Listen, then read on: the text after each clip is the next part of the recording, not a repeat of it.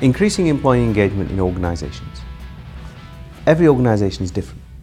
However, there are some common factors we can focus on to help us achieve our goal of growing employee engagement. Let's start with the first, listening. Now, most organisations will undertake employee opinion surveys. These cover the whole area of how engaged the workforce is with the company's strategy and operations. Now, the key is not just to take the results from the survey and then make action plans based on that. The key is to look behind those results and really listen to what employees are saying.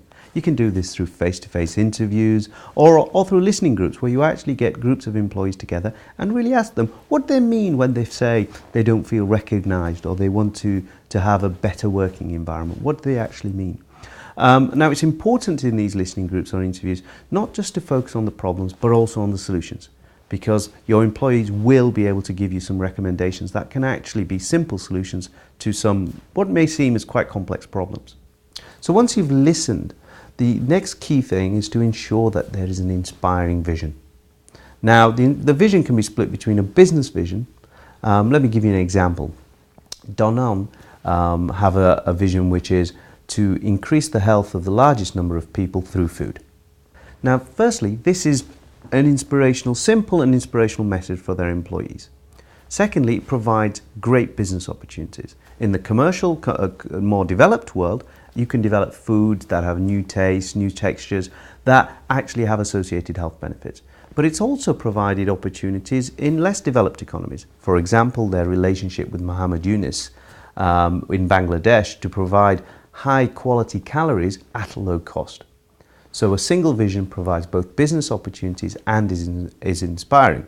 And for Danone, their employee engagement is on average 30 points higher than comparable organisations. So it does work. In addition to a business vision, organisations can also have, and we encourage them to have, a people vision. The people vision is about how you treat your employees and how the employees will benefit from being in the organisation. They can benefit on 3 levels.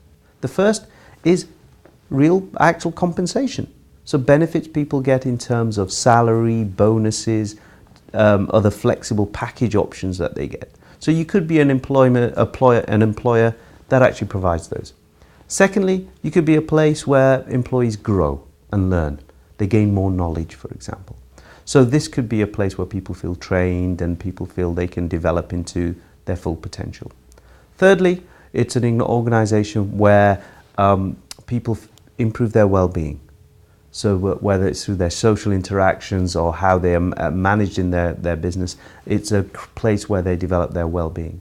Now, these 3 dimensions are important in all organisations. However, it's difficult for organisations to focus on all 3. The key is to identify one of these 3 dimensions that you really want to excel in, that you want to move beyond and really focus on. And by doing that, you can actually set action plans that help you focus that dimension.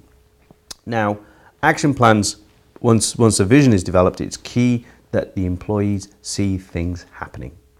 Now, when implementing action plans, make your actions visible, so immediately employees see things happening, and also the things that immediately benefit them. Let me take an example. With Orange, when working with them on increasing employee engagement, we developed talent days, where employees came to the business and displayed one of their talents that often they left outside of work. This improved the levels of recognition, and our focus within Orange, which was their ambition, was to increase their measure of how happy people were at work. And one of the key indicators was I recognised as an individual. So implementing the talent day focused both on their priorities, but also was something visible and all employees benefited from it. In addition to action plans, we must focus our managers on achieving our targets. And to do this, first of all, we must set indicators. Indicators that are relevant and are focused. And secondly, we must actually measure progress, comparing different entities all the way through the different stages to ensure that everybody in your management team is focused on your goal.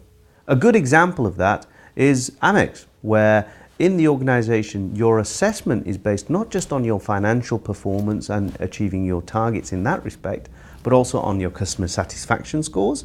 And thirdly, and just as importantly, your employee engagement scores. So how well did you perform on that factor is as crucial as how well you performed in terms of financial performance. Finally, and by no means least, management involvement.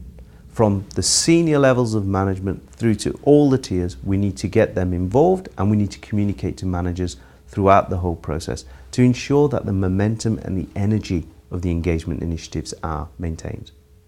So let me summarize. What are the key factors? The key factors are, let's ensure we listen to employees and listen beyond just the usual employee opinion survey. Let's make sure we build an inspiring vision, both business and people. Let's make sure that action plans are instigated and that managers are measured and compared on progress against these action plans. And finally, that they are involved in maintaining the energy and the momentum behind our initiative.